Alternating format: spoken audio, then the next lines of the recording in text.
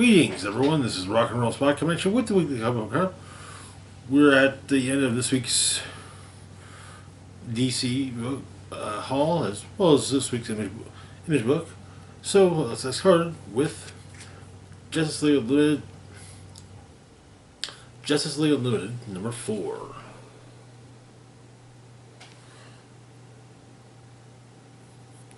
Where we left off, the super terrorist group Inferno was burning the Amazon rainforest.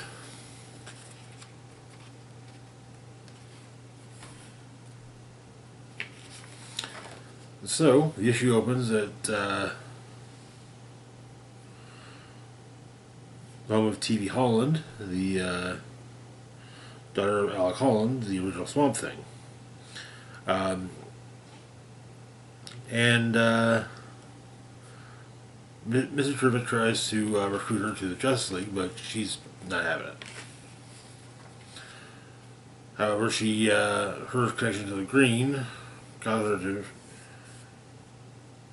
to at least be acutely aware of what's going on in the Amazon, and her and Terrific go there. Justice League is attempting to evacuate the affected areas, as well as take care of the obelisks that Inferno has erected that are causing the fire. They're having more luck with evacuation. Also, Blue Beetle and Kid Flash are attempting to, and Max Mercury are trying to find ways to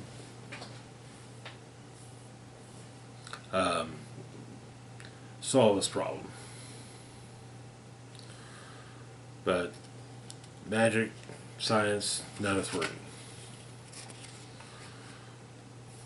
In Egypt,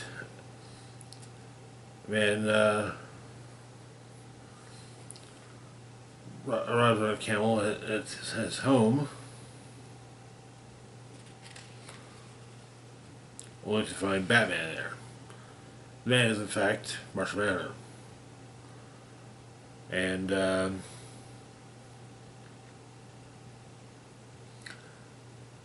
Batman gives him something of a pep talk, basically say that,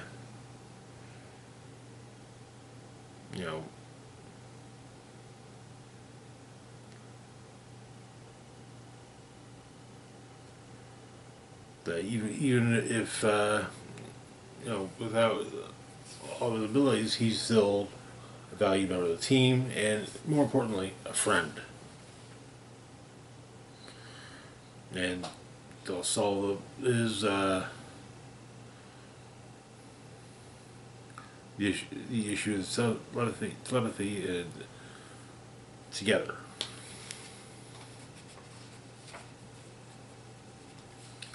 But Tiffy and Aquaman connect to the Green, and apparently there's moisture there, and Tiffy says that's not a good thing because it means the Green are crying. But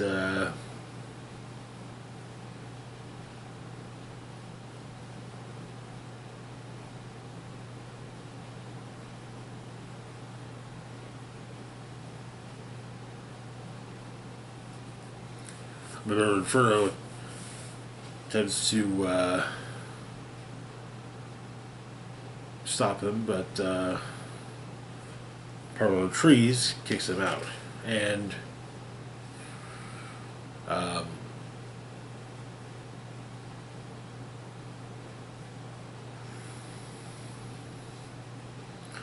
but the rainforest is saved and regrows rather quickly by mystical means.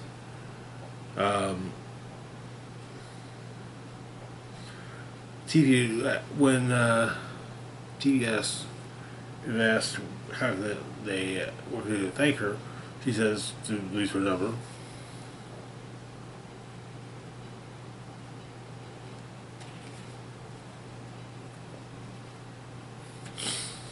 But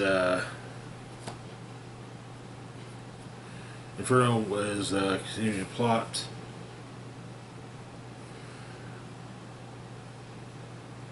They're quite unhappy about the fact that they were cheating about trees.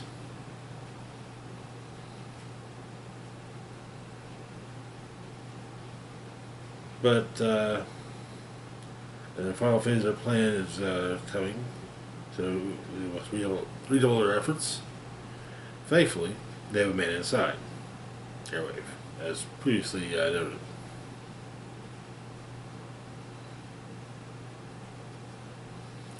And that is where the issue ends. I wonder what Inferno's plan, overall plan is. But, yeah. Anyways, it's similar to our next book. Well, technically 2 books. 2.5, or 1.5. I wouldn't usually do a primer for the first issue of a book we were covering, but we're 30 issues in, and it's not exactly a well-known property. So, our next book is Radiant Black, the story so far. So, Radiant Black. So first, Nathan Burnett, who was a aspiring writer, moved back home, found Radiant with his best friend Marshall. Nathan, a superhero, almost died, and then Marshall became Radiant Black and saved Nathan. The two of them split the duty of being Radiant Black, dealt with villains, and decided they would they'd choose which one would be Radiant. Then a robot army came to Earth known as the Catalyst, led by Premier.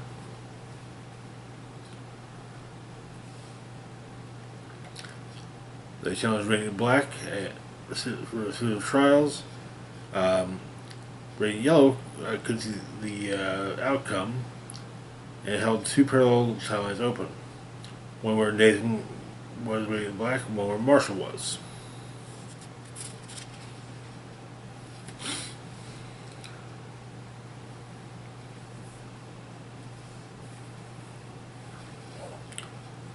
In both timelines there were wins and losses. Radiant Nathan lost his father. Radiant Marshall lost his Nathan.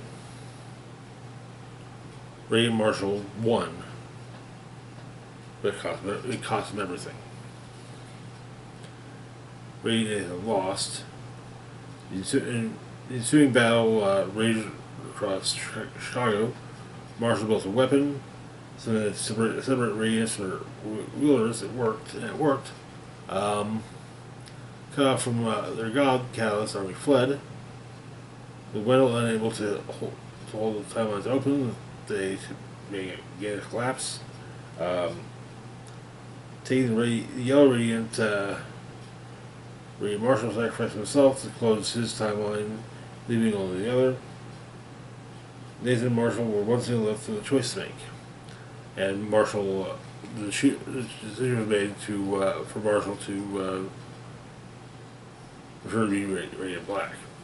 Also, for information about the other Radiants, Red Radiant could absorb matter. Pink could open portals in space, and obviously Yellow could see the future. To a point. And so, that's Radiant Black. So far. Up to issue 30. Basically up to issue 30. So our next book is Radiant Black number 31.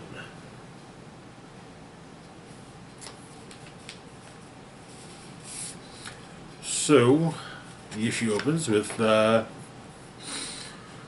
Marshall getting a text alert about a,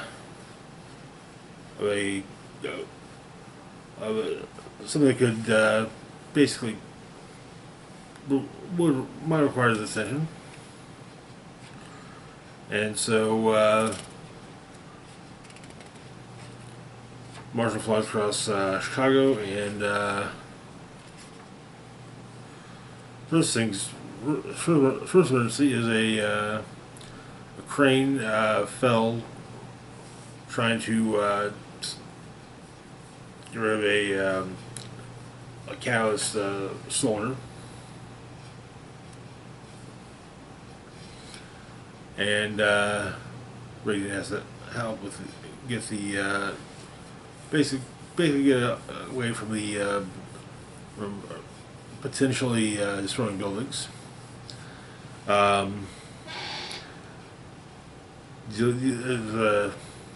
various other not so much emergencies, but yeah. And he's got a date that night with a woman named Erica.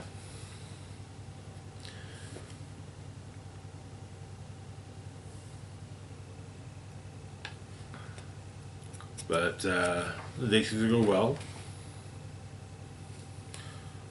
He gets home, and Radiant Pink is getting her lunch from open a portal from Paris to get her lunch. They don't do tacos in Paris. And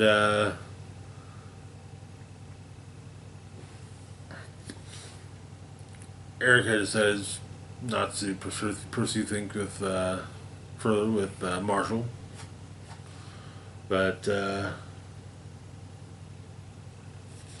I recall, someone asking for Radiant Black in a unhoused person asks for Radiant Black in a hotel, and goes to the hotel and is trapped, and there's a bomb in the hotel room. But he tries either he can make sure the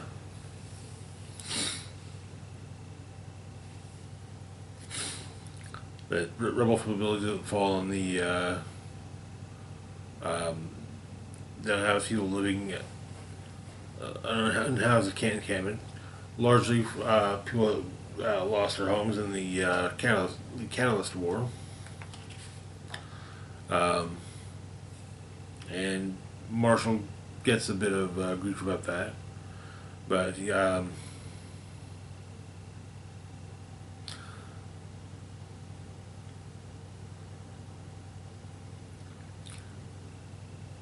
Marshall talks with Kieran, a government agent that has been working with the Radiant Blacks, and it seems that everything with the timelines is kind of a little more known. Not like everyone knows about it, but there's a lot of chatter about it on the internet. And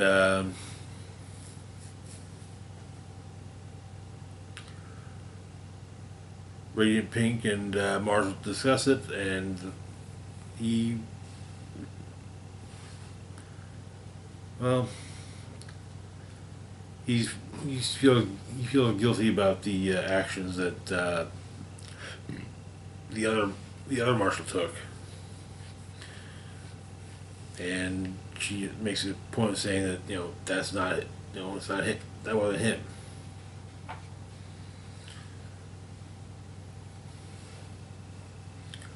But he's trying to make sure he doesn't go down that same path. And the issue ends with someone